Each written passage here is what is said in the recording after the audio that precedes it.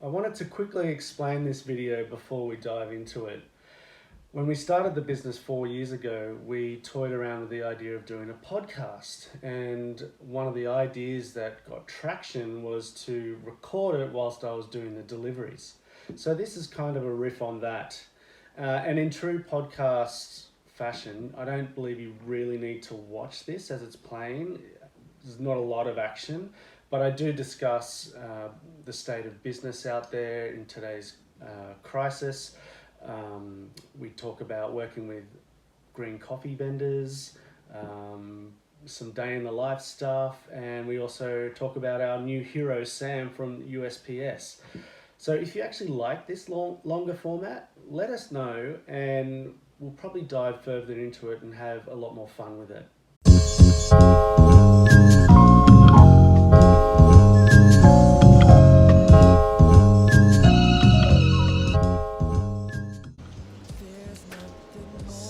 A.m. or maybe just a little bit after 6 a.m. and off to do the deliveries for the day. Where'd I park? And it is bucketing down. And the last thing anyone owns in LA is a rain jacket. Everyone's latest accessories. Just shut the gate. Need my keys.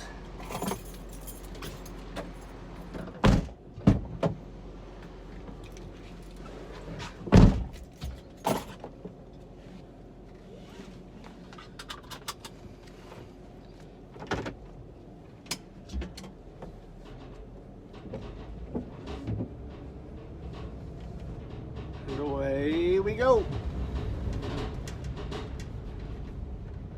6:39, not bad timing. First stop, Red Window. Wow, it is absolutely bucketing down. Yeah, not the best day to be doing deliveries, getting people their coffee. I'm sure it's going to be really quiet today for all our customers. It's a bummer. LA is throwing everything at us. Everything. Oh man, it is heavy.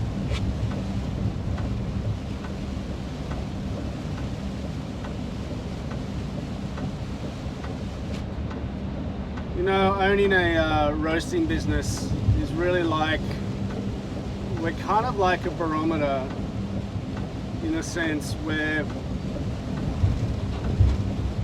we know how the local economy is going. So if there's anything like rain or public holidays, we see a drop in our orders for the following week. We understand that we know that everyone in LA, for the most part, has experienced a drop in business. Today's weather, coupled on the coronavirus, there will be no one out today and no one will do any business. And we'll see, this weekend coming, our roast day will be down, I bet you. What do you do? We're turning off the highway finally onto some surface streets. It's a little sketchy out there. Could feel the van aquaplaning as we're driving along. But Red Window, we're off to Red Window. Red Window is literally a, I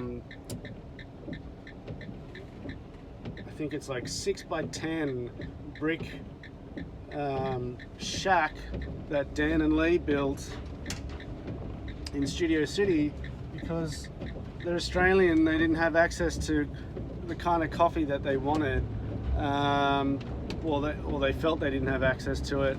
So they started their own little coffee shop. Out of all of the businesses that have remained open during this virus, this company, this little cafe, this to-go window has seen a huge increase in sales. Like, we're talking, I believe I've seen their orders go up 1.5 times, maybe 35 up by 35%, 50%, which is awesome. So yeah, the cafes that are to-go only have been rock solid. It's the ones that are known as a dine-in, sit down, take your laptop, do some work. They're the ones that are really hurting right now. Well, that's good. I mean, I talked about the rain and no one having business, but just in that time of dropping off Red Windows coffee, they had 2 customers roll up. They just opened, literally just opened, and 2 customers were there. That makes me happy. Cool. Off to commissary. This company has had a hard time. They've had to shut 3 of their 7 locations. They're operating on skeleton staff. But anyway, the 4 that are open, they're open. So go to Burbank, Coffee Commissary, Burbank, Glendale, Palms, and where's the other one? Hollywood, Fairfax. Let's take a look at this. I've never seen anything like this. I'm going to pull over for a second, hazards on. I've never seen this full. That is so high up. There's been a lot of rain. Oh my gosh. There she is, Big Betty. What a beaut. Almost forgot. Chelsea would not be impressed. Tell you what, I'm so over the smell of this stuff. So it looks like I beat all the baristas, all the staff to commissary at Burbank. So while I have a minute, I was quickly looking at Twitter this morning before I got into the van, or actually before I left the house. A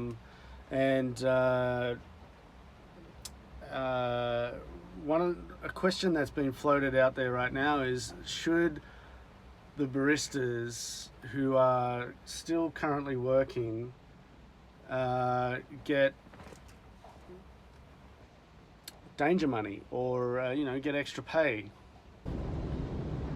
Firstly, it is really surreal that all of a sudden people who are making coffee, and let's get this right, putting water onto ground coffee, maybe adding some milk, and then pushing it across the counter to serve someone, is considered a critical part of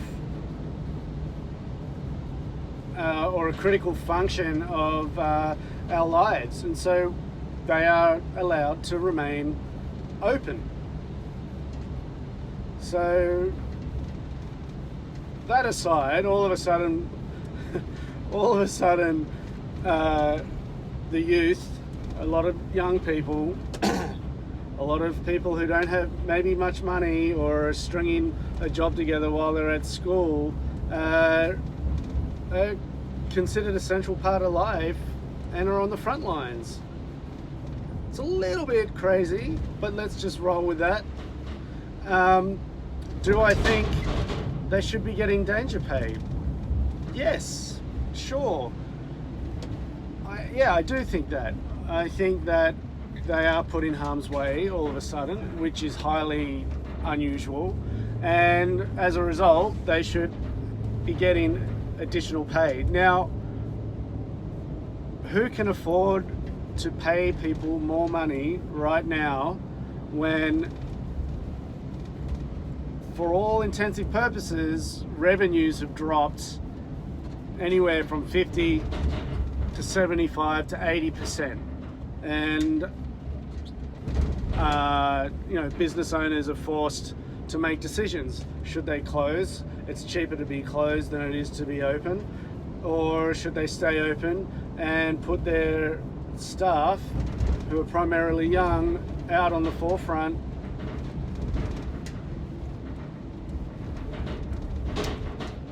So I wonder really who can afford, out of these businesses, to pay danger money. I would probably go to think it's not really your independent cafe who are run by husband-wife team or mum and pop shop, or whatever you want to call them. I would probably say they are the last people who could probably afford to increase their wages or their payroll, at least on an individual basis, to their staff. Big corporations like Starbucks and I don't know, Starbucks and Coffee Bean insert corporations. Yes, they probably could. Blue Bottle, I mean, they just shut. They just shut everything. But I don't know. I mean, maybe the independent cafe owner could do a bonus at the end of this when everything quiets down, it's safe again, and money gets back to normal, like a promotion or a bonus. That's a tough question. With not really a straightforward answer. Oh man, having a crazy day. We had a fraudulent charge put on our credit card of $3 out of Florida on the weekend. On Friday, so they sent us a new card on the weekend, and we're trying to move coffee this morning, and all our green coffee vendors can't process money, and so because the new card is seeing all this activity and thinking it's all fraudulent again. So then I call Bank of America, and they're they say, oh, did you authorize these charges? And there's multiple charges, double ups and everything, because it's so active. And I'm trying to say no, but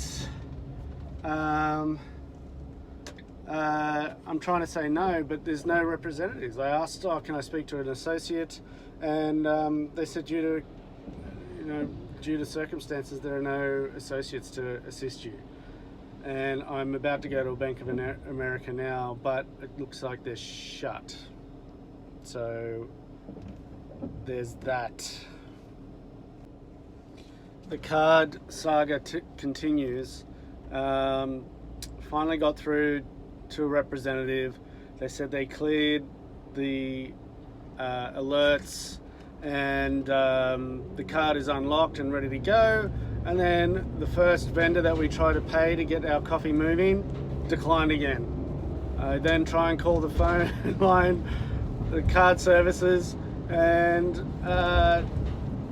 it just goes straight to no associates are available because of the virus. Just feels like Groundhog Day. Deep calm blue oceans. Deep calm blue oceans. Today, while doing the deliveries, it was I don't know what the best word is, but maybe it was a practice in multitasking, having to order coffee for the first time in over 3 weeks since the shutdown. We're having to juggle with our green coffee vendors money that's past due, and ordering enough to get us through the next week and keeping everyone happy. And it was really interesting to see who was easy to work with and who wasn't easy to work with. And needless to say, the companies that are privately owned and independently owned, or run by a small crew, understand it, they get it, and super helpful, ready to get coffee out, pay a bit down, show us that you're working with us. And then the ones that are larger and corporate were very difficult to handle. Ones that seemingly probably have more money than what it's worth, and may not be even seeing a direct impact because they've got other coffee companies ordering a lot more to handle grocery, and markets and online fulfillment, and they're the ones that are really getting touchy. So yeah, kind of interesting to see. I think we got coffee out. Hopefully I'll start receiving tracking numbers tomorrow morning.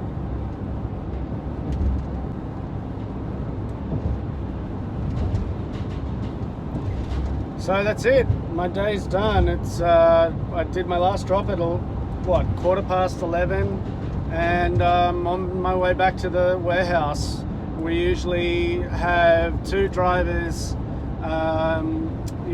one starting at getting on the road at 7 a.m. and then they switch out around midday, and the other continues to drive until around 6 p.m. So 11 to 12 hours of deliveries, and here we are, we're wrapped up all in the matter of like 4.5 hours. It's just devastating, absolutely devastating. You try to stay positive and put a good spin on things for your customers and for outward reach, but the reality is it's grim right now, very grim. With the deliveries done, I'm on my way back to the warehouse, and we'll see if USPS has picked up yet. If you've been following along, thankfully I have Sam's direct line now, the manager of the Vernon USPS. So if it's not, I'll be calling up my hero of the week, last week that is, and seeing what goes, making sure we can get this coffee out to you guys. Okay, so we got to the warehouse and all the packages are still there, but called Sam up, tried to introduce myself. He remembered me straight away and said, "Oh no, I got you, I remember, we'll come there, we'll be there around 1 o'clock. So we have an in, that's so exciting. Truth is you ain't done nothing on your own. 'Cause I've been working for hours, and sometimes it takes all night. Instead of coming home to dinner, coming home to a big old fight. For your comfort I struggle.